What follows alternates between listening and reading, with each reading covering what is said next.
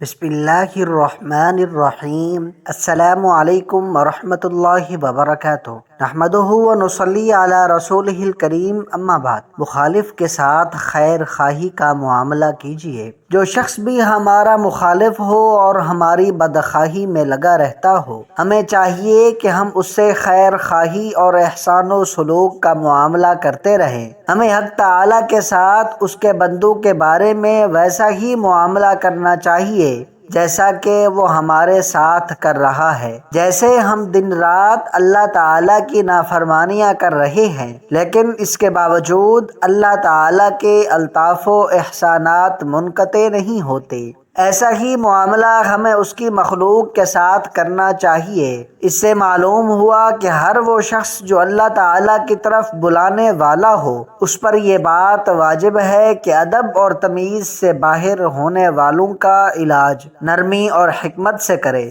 اور ان سے سلوک و احسان سے پیش آتا رہے، کیونکہ وہ راعی ہے اور ہر راعی سے اس کی رعیت کے بارے میں سوال ہوگا۔ حضرت عبدالوہاب شعرانی رحمہ اللہ تعالی فرماتے ہیں کہ ایک مرتبہ مجھے ان ذاکرین سے نفرت ہو گئی جو میرے پاس رہتے تھے اور میں نے ان کو چھوڑ دینے کا ارادہ کیا، تو اسی رات مجھے سید علی خواص رحمہ اللہ تعالی کی زیارت ہوئی۔ دیکھا کہ مجھ سے فرما رہے ہیں کہ تم کو رسول اللہ صلی اللہ علیہ وسلم حکم فرماتے ہیں کہ اپنے لوگوں کی صحبت پر اللہ تعالی کی رضامندی کے لیے صبر کرتے رہو اور اچھی نصیحت سے ہر وقت ان کی خبر گیری کرتے رہو۔ اس شخص کی طرح نہ بنو جس کی بکریاں دشوار گزار زمین میں منتشر ہو گئیں اور وہ غصے میں ان کو جنگل میں بھیڑیے کے واسطے چھوڑ آیا کہ وہ ان کو پھاڑ کھائے۔ جب کوئی ظالم ہمارے اوپر ظلم کرے تو اپنے آپ کو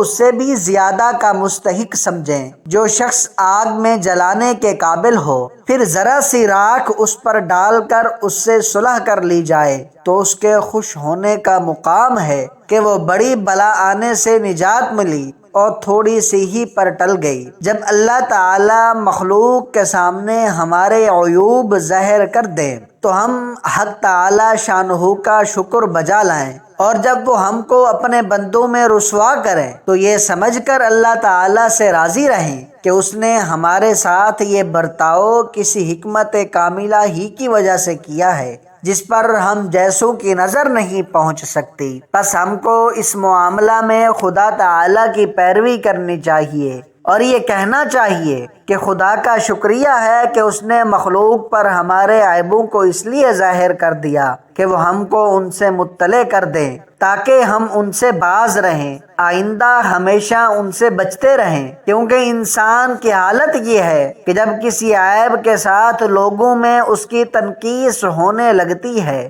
تو وہ اپنے ظاہر و باطن کو اس سے بچا لیتا ہے۔ پھر اس صورت میں دوسروں کو ملامت ہرگز نہیں کرنی چاہیے، کیونکہ حقیقت میں ملامت کے قابل ہم ہی ہیں کہ ہم نے خدا تعالی سے غافل ہو کر ایسے افعال کا ارتکاب کیا جو کہ بدنامی اور پردہ دری کا سبب بن گئے، اور ہم اللہ تعالیٰ کی نگہداشت رکھتے اور اس سے پوری طرح شرماتے تو ہرگز تنہائی میں کوئی گناہ نہ کرتے۔ پھر جب ہم اس بات سے نہ رکے کہ اللہ تعالیٰ ہمارے افعال کو جانتے ہی ہیں تو اس نے مخلوق کو ہمارے حال کی خبر کر دی کہ ان عیبوں سے ہم باز آ جائیں، اور اس میں من جانب اللہ ہمارے لیے بہت بڑی دھمکی ہے کہ ہمیں مخلوق کی تو پرواہ ہے اور خدا تعالیٰ کے مطلع ہونے کی ذرا بھی پرواہ نہیں ہے۔ آخر میں اللہ پاک سے دعا ہے کہ اللہ پاک ہمیں برے کاموں سے مکمل طور پر بچنے اور نجات کی توفیق عطا فرمائے،